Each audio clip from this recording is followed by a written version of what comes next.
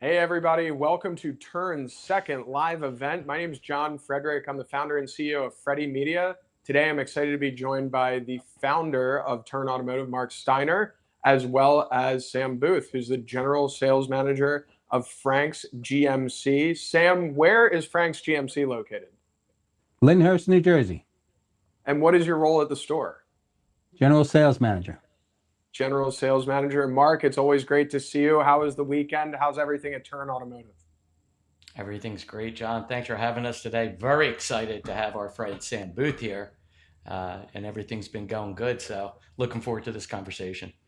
Yeah, so Marc and Sam have known each other for a little while. I'm meeting Sam for the first time, but Sam, how did you meet Marc? Was it when he was a dealer, or was he selling you something? No, he was selling me something. Actually, I went to a live event at Cadillac of Mawa where he demoed Turn Doctor at the time. It was Ooh, the app that you have on the phone. So you go out, you scan the VIN or record the miles, and then take 25 pictures of the vehicle. And then, as he puts it, you broadcast it out to over 2,500 dealers throughout the United States. And then through the Tennessee Auto Auction, we get the highest bidder for your car. So oh, I so at thought that that point it was was going solely through the Tennessee Auto Auction, or is that how it started, Marc? It was like Tennessee Auto Auction? They were everywhere, but we had a very big concentration in Tennessee with some strong buyers, and it seemed like the cars that Sam were putting in, our Tennessee guys were just eating them up. right. And then Yeah. Sam, so you meet a guy who you get along with, he gives a great sales pitch, and then it's kind of a novel new technology, and why are you willing to give it a chance? What kind of piqued your interest? You got to jump on it, because you could talk to five different guys about the vehicle that you're appraising, and they'll give you five different answers. So now, why not bring it out to a broader market and see what kind of number you can get doing it that way? So you've been in the industry a minute, Sam. How long have you been in the car business? August, it'll be 47 years. 47 years. Congratulations. Not a lot of people are tough enough to stick it out that long or rise through the ranks and have a successful career like yourself. So Thank you. tell me about like the early days of car appraisals. What was the appraisal like when you first started in the business? Oh, you used to have the old Galves book. You used to have an Yeah. appraisal pad, with had a copy next to it. The used car manager would go out and analyze the vehicle and get an idea of how it ran and what kind of body damage it had and how much he thought it was worth back then. That's how it started back in the 80s. So we've come a long way now with all the tools on the internet, the MMRs and the auto books and the galves and unique, and there's so many different things. You go out before you even go out and appraise the vehicle. You're looking at values and you're trying the customer on to see if you're in the right ballpark of where they're thinking. So Yeah. then you let the used car manager go out and appraise the vehicle and do it through turn. And it's easy. It's exact. It's reliable. You look at all the imperfections along with the perfections. So So walk me through your it's trade-in process, Sam. When a customer comes into the dealership, do you immediately begin the appraisal or do you land them on a vehicle first? I was always trained to land them on the vehicle. I'm 36, so I have a touch of old school in me. I guess I'm not that young anymore, but I was told you couldn't get an appraisal until you landed them on the car. And then later in the business, it shifted more to like get the appraisal done immediately. Where Yeah, there's where two do you different come down on that? thoughts. Yeah, there's two different thoughts of thinking that it's I always like to ask the customer, what'd you pull up in? What are you currently driving now? Is this going to be a replacement car too, or this is going to be an additional car?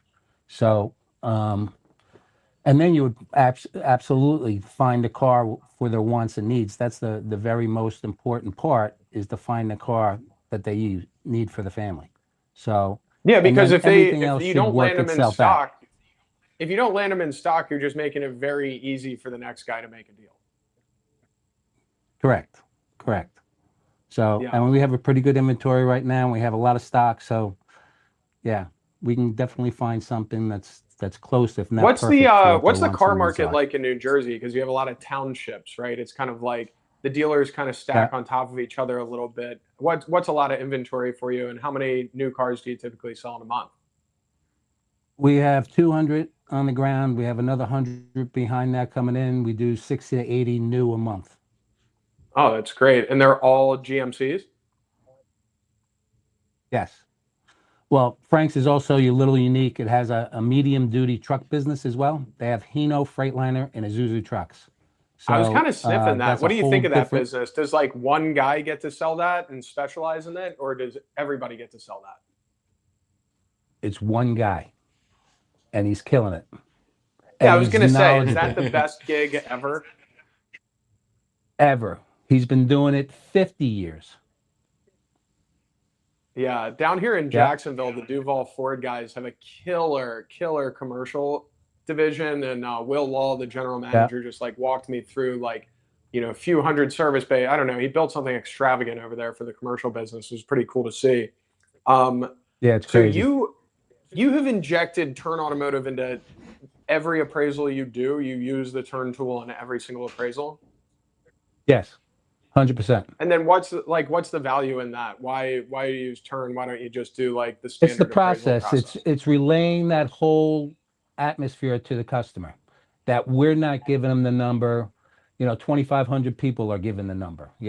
And we're taking the best number from them. Now, it's not going to be a And then retail price. It's not going to be a wholesale price. how often do you take in the car versus letting it go wholesale to the network that Turn built? Well, we actually wholesale a lot currently over the last couple of months. We find they're going out west. They're paying stupid numbers. So we're better off doing it that way than waiting for the car to get processed through the shop and prepped. So we just figure it to be a quick profit margin that we can wholesale and get the money that we So, want and need for the before car. Turn, like, and you're doing wholesale and it's very networked wholesale, you're talking to your buddy who's a wholesaler trying to like find a profitable outcome on a car. And with Turn, are you just like, you just know it'll be taken care of and you'll be able to make a margin on the vehicle? Because if you appraise the vehicle and Turn gives you an offer, you know that you can offer up to that money and still be okay, right? 100%. Yeah. Yeah, that must be like a pretty good way to operate with like a lot of faith.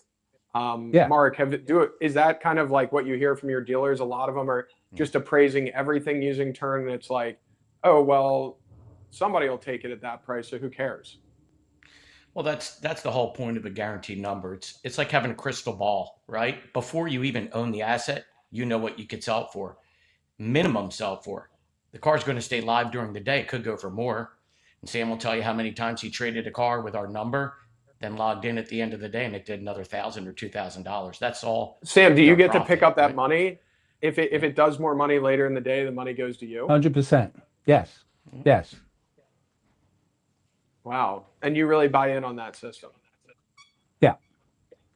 So a lot of times we Nice. would, short the trade to the customer, see what we're dealing with. If you have to go the full money, you go the full money.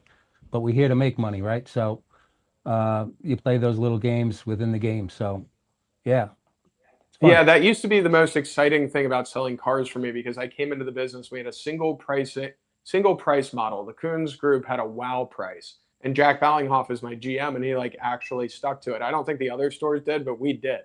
And Hmm. so the only place we could find front end gross was on the trade. And I think it became a little bit Exactly. of like an arms race. I think we were all holding back too much money because it was like the only place we could find money. You know what I mean? Yeah. Yeah, we do that, pricing as well online. We have everything priced at Frank's GMC. So that's the only way you can do it. Take it through the So trade. right now, read us into like the modern buyer that's coming in and buying a car from you. Like how landed on a vehicle are they? How educated on price are they? How accurate are they on the trade? Has the internet done a good job preparing these people to come in and buy a car? Yes. Everybody knows. They know more than my guys do. Although my guys are very, very, very good. Um, Yeah. yeah, they come in educated. They come in with car values. They know pricing. They know rates. They know leases. They know money factors. They're very, very, very educated. So Yeah. Sam, So like if the customer knows everything, then I think we should just solve for hospitality and a good consumer experience. So like how do you provide that to somebody? Like if they come in and they're either a know-it-all or they're very at ease with what they know and they say, "Hey, no, I just know the deal. I want to buy that one for this much and let's roll." How do you empower that process and not, fight against it? And how do you basically land the plan in the most profitable way? Yeah, so we welcome it. You know, we still put arms around people. We still, you know, they have to know what they're getting into. There's so much technology. There's OnStar. There's XM radio. There's all kinds of. There's an app on your phone that you now need. You know, to survive all this technical stuff in these cars. So it's pretty cool. And, you know, we make sure they know it and learn it and know every button in the car before they leave.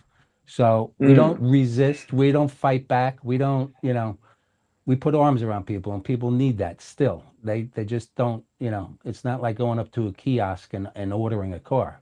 Can't do How does that, that align you with know. CSI nowadays? I remember at Toyota, if you didn't get like average of 95% on your medallion That's survey, what you'd we like, are.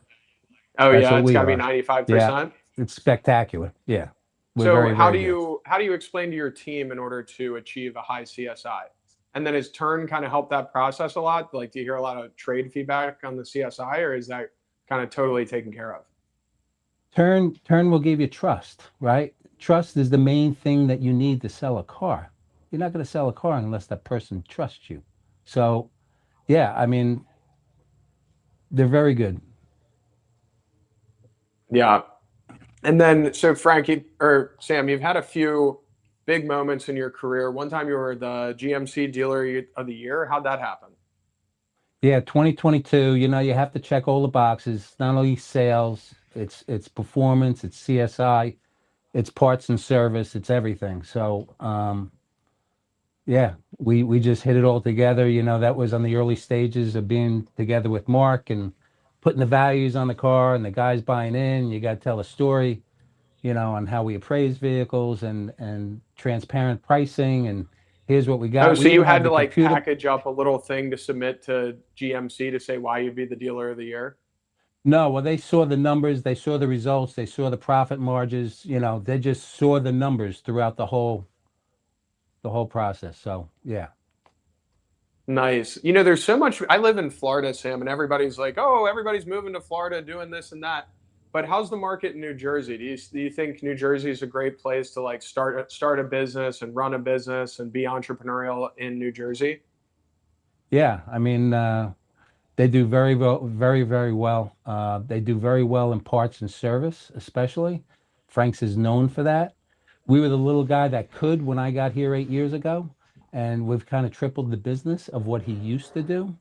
Um, so yeah, I mean, it's a great spot. Yeah. So how do you expand service business? What's the key to that? You wholesale out to like the Well, companies around you? I think we blew apart the service business. We just outsold the facility, which is a Really? good problem to have. Yeah. So to That's get a car great. through the shop is days, you know.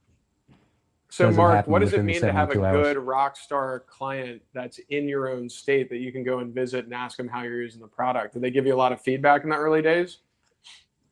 Well, we still get a ton of feedback. Sam and his team were instrumental in developing our application. Well, fun fact: when we went with our own app and finally rolled it out, and I went over to Frank's that day, and our first car sold ever through the Turn app was a 2005 Chevy Impala, a maroon one, and it was sold through Frank. So they were car one. But what was really neat, since they embraced the process and they were having such success with it, they would tell us, hey, you got to fix this or change this, or this would be a better experience. And I think that Sam would agree, something that him and his team got out of it. It's pretty cool when you can make a recommendation and then 2 weeks later you go to do an appraisal in the app and you see it there and you're like, wait, that was my idea, right? Like that's Yeah, really Mm. cool. That's really cool. changed. And his team constantly gave us feedback and we kept redefining our process and fixing the condition report. And we had stuff break and bend. It's technology, and there was frustration there. But they would tell us, we would work through it, and I could tell you, our appraisal process now is just so dynamic to each vehicle, and a lot of it is from the feedback that we got Sam, from I them work right with there. So thank you, all Sam. these guys that did like 40 years in the car business, 30 years in the car business, and they're all, when they like step outside of it, step out of the showroom a little bit, they go, "Wow, I didn't realize anybody would value my expertise, my opinion. I didn't think a software company would care about what I have to say."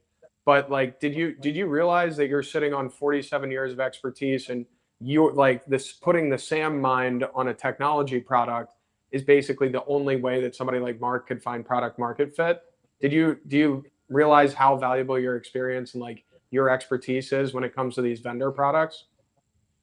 I don't, but I'm always willing to try something new. And I just really love doing this. So anything to make it easier for the whole process to get done faster, I think is the best way to go. Yeah. So as it stands in your car career right now, what's it like when you're the veteran guy there? You've been there a long time. You kind of know how it works. You're imparting a lot of knowledge onto like the next generation of salespeople that come in. Do you still get your hands dirty and train the new guys? Yes. And then what's the key? Where do you recruit people? And what's the key to getting up to speed quickly? That's the hardest thing, and having that new employee learn the product. We're very, very serious on the product and what they know about it. The meet and greet and the qualify and the presentation demonstration, that's old school. That's like a matter of fact, that should be rolling out of your tongue, you know, as a matter of fact. So it's creating the conversation with the customer, getting what their wants and needs are, and finding the car for them.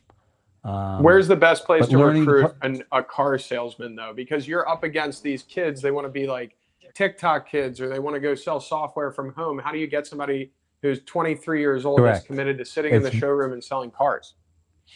It's very, very hard. Yeah, an early 20-year-old doesn't happen anymore. Unfortunately, that's when I started. Yeah, so just Indeed. We got a couple of applicants through Indeed and word of mouth, really. Being in the business this long, you know a lot of people. You can talk to a lot of people, and we do on a daily basis, talk to other dealers. And yeah, you just find out through that where you can get an And interview. then since you I'll guys tell you are there, John. you're a single point location, you're not affiliated with like a big dealer group or like a publicly traded company. So what is that experience like working for a family? Do you have a relationship with the owners? You know these people? I mean, you've been around, you can probably work anywhere you want, but you decide to work at a single family owned store. Why do Yeah. you work there instead of like a large dealer group? So, where one door closes, another one opens. So when I left Mawa, Frank came calling. There was a guy that worked here that I was very close with back in the 90s, Peter Gadera. He unfortunately passed, but he said to Frank, no matter what happens, because he would call me weekly on questions and problems and F&I and calculations and whatever. He told Frankie, if anything ever happens to me, call this guy Sam Booth. Next thing I Wow. know, I get a call from Frank, and yeah, we just hit it off. And my wife says, And just then take the job. Why are you giving him a hard time? and then Sam, like I'm friends with a bunch of single point dealers, like my friend Justin Moore here in Jacksonville. His marketing strategy is he goes and does social media collaborations with like all the local high school football teams, or like he's sponsoring the girls basketball team here. How does your store immerse itself into the local community in New Jersey? Yeah, so we're into all the local sports as well. Ray Pizzola she does all our social media stuff, so she's very good at it. She has a knack for it. Yeah, and it's we don't do a lot of print ads anymore. Everything's done online from us, Yeah. really. The leads generate online. We work the deal online. We turn, even when the customer comes in, we're turning our computer screen to the customer and saying, "Here's your deal," and it How breaks funny is down that? every number. Yeah, I mean, you never used to do that. You used to have the four square. It's crazy how Guys, far it's I come. had But like the perfect example of what you're describing today. So I manage Ben's and Bow Ties. I don't know if you waste your life on Instagram, but he's a famous car dealer on Instagram, right? And then this week, the Wall Street Journal called him to do you know, an article on Doug Horner. And so he's, one of the first people I signed at my company for talent management. I'm excited. The Wall Street Journal is writing up Doug Horner. And then I go to read the article and it's behind the payment wall. And I don't know if you guys have ever given your credit card to the Wall Street Journal, but I advise against it. If you ever try to cancel, they like route you through Bangladesh, then back through Pakistan four more times. And then like you spent $400 and you don't know what happened. But I was like, okay, I know what I'm going to do. I got really clever, Sam. I was going to go to Publix and I was just going to buy a paper. I was going to buy a newspaper for probably the first time since college. And I go in there, and at Publix at the cashier, they have one USA Today, one New York Times, and somebody stole the one Wall Street Journal that they had in stock. So I had to go to the other Publix to go get it. But that's the inventory they keep in stock of newspapers nowadays at the grocery store. It's just one of each. Yeah. It's unbelievable. I'll tell you what, John, you ask about how they get people and what they do in the community. That dealership has such a good name and such a reputation for generations that they're just embedded in the community and they're well known. And I've seen them take that knownness or how people, the Notoriety. awareness, and put it into Turn. We have dealers that will say, let me know when Frank's is auctioning off a car. We want to buy their car because they've done such a good process with it. They condition the report the car's perfect. And they do such a good job that they built this following, since they do so many through us, that their cars will do all the money because people want to buy a car from Frank's. We get it all the time. Let Well, me know that what comes they're down to selling. employees following Sam's process, doing a good job, getting all the Correct. photos, being very, Yeah, we even point out basically the bad stuff. disclosing everything so there's no surprises on the buyer. But I think Yep. the secret sauce to that is, because I mean, you guys have pretty good hours, right, Sam? Like Yep. Frank's GMC, you were explaining you guys are closed on Sunday, right? Yes. 9 to 7 during the week, 9 to 5 on What's Saturday. Saturdays? 9 to 5. 9 to 5. So when you have a good schedule like that, can you typically recruit a better employee that sticks around longer, and then you have like a more 100%. professional staff? Because I was Yes. at Tyson's Toyota, we would hire 50 people at the beginning of the summer, and no one would be around by September. So basically, it was like, I lasted 9 years there. I think I should get some sort of like Medal of Honor for that. But yeah, it was just crazy. You'd like leave the store every night at midnight. Mark, were you like crazy hours when you were in the car business? Forget about it. I was Yeah, there when I in service started. in the morning at 7 and last guy out the door at 11 p.m. We were a night store. I mean, we were Nissan, and people would come after work, and that's when we sold them Yes. cars, and we were there late grinding. That's the only for car business I many know years. is like lock the door at midnight. But Sam, so you've been able to string together a career where like, I'm sure you've had all the tough jobs. I'm sure you've had the toughest jobs. But now that you have this career here at Frank's where you have some seniority, and I mean, you get to play a little golf, you get to see the grandkids. Yep. 100%. Well, that's the dream, because I think everybody likes the excitement of the car business, the engagement of making the deal, implementing new technology and doing all these exciting things. But typically it comes at a cost, but you're able to kind of like have off Saturdays and Sundays and be like a normal human being. What has that meant for you and your family? Oh, it's huge. And, so now the cousins can all play. They can have play dates over grandpa's house. They're always getting together now with everybody. It's just, it's fantastic. So, when I had vacations before, when my daughter was in Austin, Texas, my vacations would be going to Austin, Texas. So now we were It's a just saying good just the other town, day. not a Yeah. vacation town. Oh, spectacular. But now we were saying the other day, we can actually go on vacation now. We can go to Aruba. Yeah, you We can deserve go, it, Sam. 47 yeah. years in the car business, brother. You Yep. need Turks and Caicos. Exactly.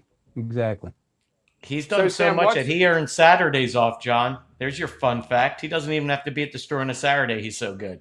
The only other person that had Saturdays off was Russ Flips Whips, because he had 3 million followers. But Sam, you got it just out of being a Hall of Famer. Yeah, that's it.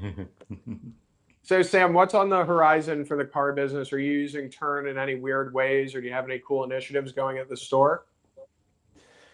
No, not really. Just be consistent. Be consistent with the message. Be consistent with the process. Keep it easy.